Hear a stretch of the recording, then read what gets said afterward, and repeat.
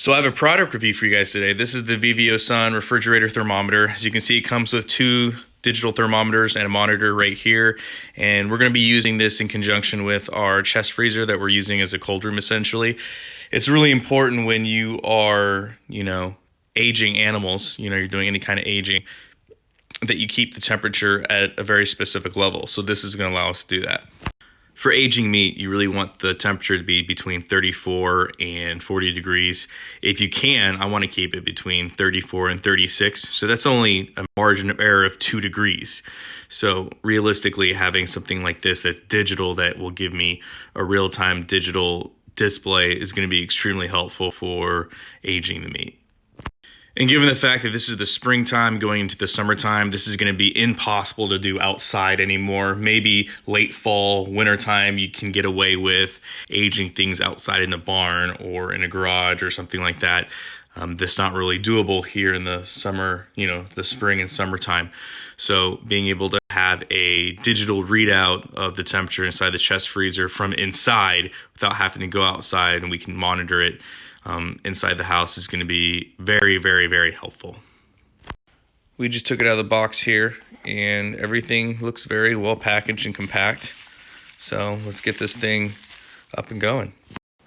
So this is one of our sensors, and as you can see, it uses a AA battery, which is great because here at the Myrtle Woods Homestead, we like all our small electronics to be standardized. And the reason being is because it makes it way easier to change out batteries, and we already have AA and AAA that we prepare with here. And all our batteries, whether they are internal batteries, external power packs, AA, AAA, they're all rechargeable via USB and they're all rechargeable via solar. So it just makes it easier when everything is standardized. So we'll use these batteries that came with it, but as soon as these batteries are no good, we will put this product in rotation with everything else. And on the back here, it has a clip, and this clip opens and closes, and then it has a place for a hook. So that's pretty cool. So I just put batteries in this monitor. As you can see, it's starting to read the thermometers here. And on the back, you can see that it utilizes a AAA battery, which is good. Like I said, everything falls in line with the standardization that we have here on the homestead. So I'm super happy about that. So we're gonna go ahead and put this case back on, and we're going to try it out in our freezer. So right now I'm going to show you how to set a sensor alarm. So we're going to do a sensor alarm for number 2. So we're going to hold. As you can see right here, this is the max. So we then go to the plus or minus, and we can adjust what we want the max to be. So let's say we want the max to be 100 degrees, right? So we just, which I think is high for obviously what we're using it for, but just bear with me here. So I want alarm to be set whenever it hits a maximum of 100 degrees, and then I hit the sensor again, and I want the minimum to be -20. So then I press the, just like that, and then when I'm done, boom. So now I have set my alarm to my ranges.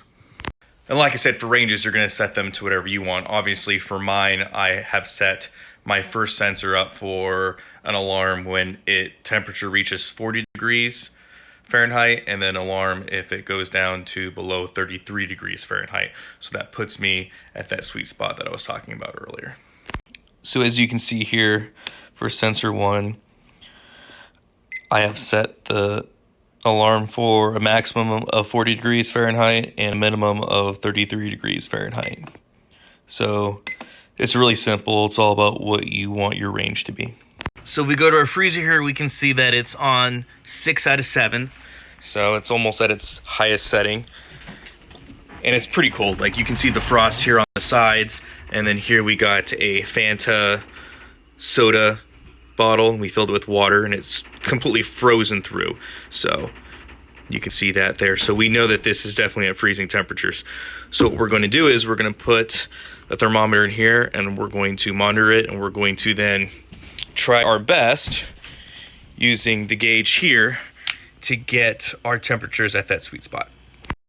So as you can see here, sensor 1 is going off. Sensor 1 is right there. Sensor 1 is the one that we set for a maximum of 40 degrees and a minimum of 33 degrees. So it's going off because the sensor is sitting right here. So to turn the alarm off, just click the alarm button. So what we're going to do is we're going to set these sensors right here next to the frozen water bottle just to get a baseline temperature. So I want to make sure the alarms go off because it should be below 33 degrees. And I want to make sure that both our sensors are giving us a very accurate reading. So I left and I came back and the alarm's going off. As you can see, it's 26 degrees inside and our alarm's supposed to hit at 33. So it's going down in temperature pretty quick. And as you can see, both thermometers are pretty much mirroring each other as far as temperature goes.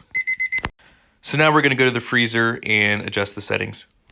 So let's go from 6 all the way down to, let's say, 3.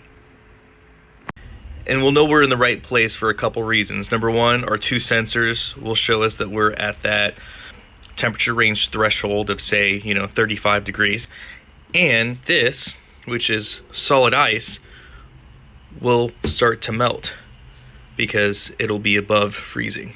So I'm using a little bit of common sense verification to ensure that what the sensors are showing me is chemically, biologically, and factually what the temperature is utilizing the ice there.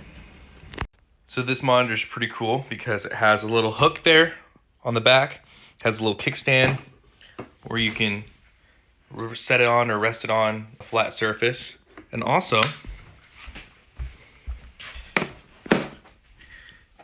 it's magnetic and you can put it on your refrigerator. So our temperatures are down to 19, 20 degrees Fahrenheit, which is pretty cool because it just shows you how well that freezer works. And for those of you guys that don't know, I got that freezer for 50 bucks. I just had to splice the wire. So I'm really glad the freezer works. I'm really glad it gets cold. So let's see if we can bring that temperature up to that range that we want for aging meat. It's been about 15 minutes. We can see the temperature's down to 13.5. This is good because it shows that the freezer is working as promised, and it shows that both sensors are seeing the same temperature. So this is really good. And this is really good for a few reasons too, especially from a preparedness standpoint. So first off, it shows you how well insulated these things are.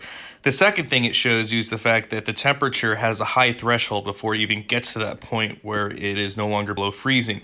As long as it's frozen, the food's going to stay intact, the food's going to stay fresh, the food's going to stay good for you. So from a preparedness standpoint, if you have a power outage, but you're able to hook your freezer to a generator and get it going for a couple hours, right? When you take the power away, guess what? It's going to take a while because of how insulated that freezer is for it to rise. So you don't have to run your refrigerator or freezer 24/7. And by having something like this where you can set your own requirements and alarms, you can literally intermittently keep that refrigerator or freezer going indefinitely, especially if you have something like a solar generator. So this is a really great prep that I'm really glad that I have. So once we get our chest freezer to the temperature that I'm wanting it, I'm going to take one of the sensors out and I'm going to put it in my main freezer, and we're going to do some projects in the future about how we can keep our freezer frozen, first off, and how we can basically keep the freezer and food fresh ongoing without being constantly connected to the power grid. So stay tuned for that video. It'll be a real good one. But as you can see, these sensors work. This refrigerator thermometer works very well from Vivosun. I'm really impressed with this product. And here we have it. We're at 35 and 36 degrees Fahrenheit. So as you guys saw, the thermometer works great. I'm really happy to have it. We're going to be doing a lot of great projects with it here coming up. And like I said, if you guys are into preparedness or into craft beer or into a whole laundry list of things that it's important to monitor temperature, especially how cold something gets, whether that's your root cellar, cold room, what have you, it's a great tool to have. And it's really good for ensuring that you're at that temperature range that you need to be. So I hope this was helpful for you guys. If you guys have any questions, leave them in the comment section below. And as always, guys, long live the Republic.